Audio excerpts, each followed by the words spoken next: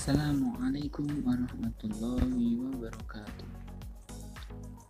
Alhamdulillah, pada pagi hari ini kita masih diberikan sehat walafiat tanpa halangan suatu apapun. Saya di sini mewakili dari kelompok 5 untuk mempresentasikan analisis kurikulum matematika yang akan dibacakan oleh saudara Muhammad Faiz Abror. Bahasan pada pagi hari ini adalah analisis kurikulum matematika. Pertama-tama, peran kurikulum dalam pendidikan. Kurikulum merupakan perangkat mata pelajaran dan program pendidikan yang diberikan oleh suatu lembaga penyelenggara pendidikan yang berisi rancangan pelajaran yang akan diberikan kepada peserta pelajaran dalam suatu periode atau jenjang pendidikan. Apabila dirinci secara lebih mendetail, terdapat 3 peran yang dinilai sangat penting, antara lain yaitu peran konservatif, peran kreatif, dan peran kritis atau evaluatif. Untuk peran konservatif,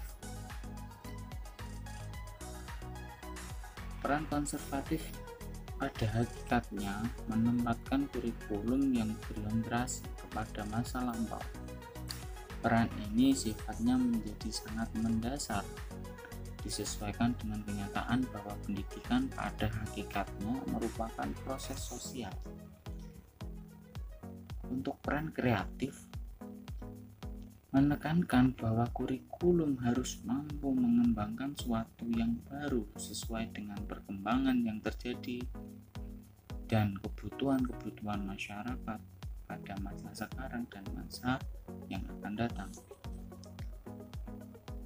Selanjutnya, peranan kritis atau evaluatif.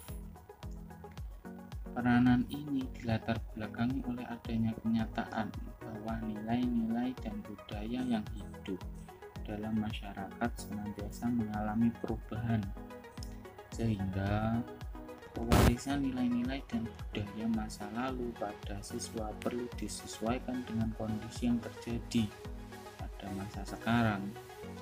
Selain itu, perkembangan yang terjadi pada masa sekarang dan masa mendatang belum tentu sesuai dengan apa yang dibutuhkan.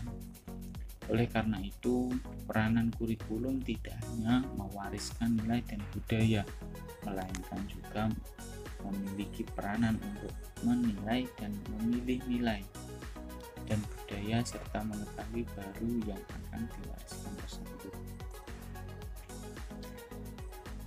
Next, kelebihan dan kekurangan KTSP dan kurikulum 13. Untuk kelebihan kurikulum KTSP itu sendiri antara lain mendorong terwujudnya otonomi sekolah dalam menyelenggarakan pendidikan.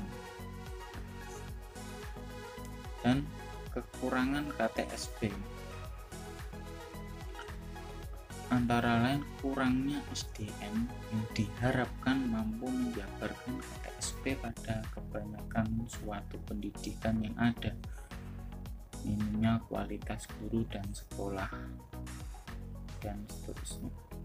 Untuk kelebihan kurikulum 2013, selain kreatif dan inovatif, pendidikan karakter juga penting yang nantinya gunanya terintegrasi terjadi satu.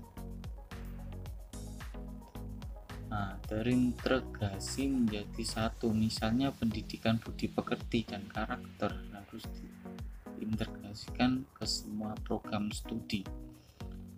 Kata Profesor Ana Sohaina Suparno dari Kementerian Pendidikan. Ia mengatakan asumsi dari kurikulum itu adalah tidak ada perbedaan antara anak desa atau kota. Anak di desa cenderung tidak diberi kesempatan untuk memaksimalkan potensi mereka. Menurut dia, potensi siswa perlu dirangsang dari awal, misalnya melalui jenjang pendidikan anak usia dini. Namun, kata dia, kunci terpenting adalah persiapan pada guru. Guru juga harus terus dipacu kemampuannya melalui pelatihan-pelatihan dan pendidikan calon guru untuk meningkatkan kecakapan profesionalis secara terus-menerus.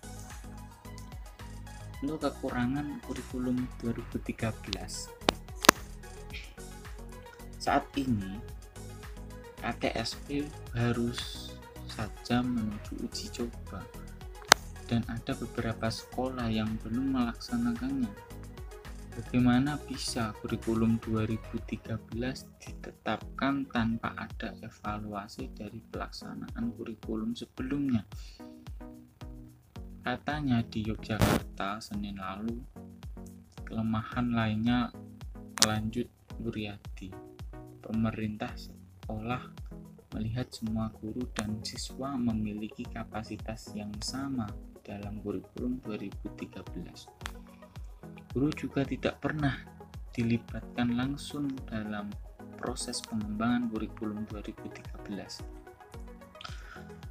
Wuryadi juga menilai tak adanya keseimbangan antara orientasi proses pembelajaran dan hasil dalam kurikulum 13.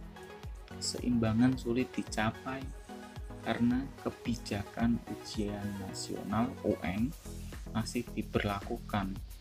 UN hanya mendorong orientasi pendidikan pada hasil dan sama sekali tidak memperhatikan proses pembelajaran. Hal ini berdampak pada dikesampingkannya mata pelajaran yang tidak diujikan dalam UN, padahal mata pelajaran non-UN memberikan kontribusi besar untuk mewujudkan tujuan pendidikan. Tambahnya, kelemahan penting lainnya, pengintegrasian mata pelajaran ilmu pengetahuan alam (IPA) dan ilmu pengetahuan sosial (IPS) dalam mata pelajaran bahasa Indonesia untuk jenjang pendidikan dasar. Dewan Pendidikan DIY menilai langkah ini tidak tepat karena rumpun ilmu mata pelajaran itu berbeda. Struktur kurikulum. Draft struktur kurikulum 2013 SD inilah bentuk kurikulum baru 2013 yang akan diberlakukan pada anak-anak tingkat sekolah dasar SD. 6 mata pelajaran berbasis tematik. Mata pelajaran untuk anak SD yang semula berjumlah 10 mata pelajaran dipadatkan menjadi 6 mata pelajaran, yaitu agama, PPKN, matematika, bahasa Indonesia, pendidikan jasmani dan kesehatan, seni budaya. Sementara 4 mata pelajaran yang dulu berdiri sendiri, yaitu IPA, IPS, muatan lokal dan pengembangan diri, sekarang diintegrasikan dengan 6 mata pelajaran lainnya.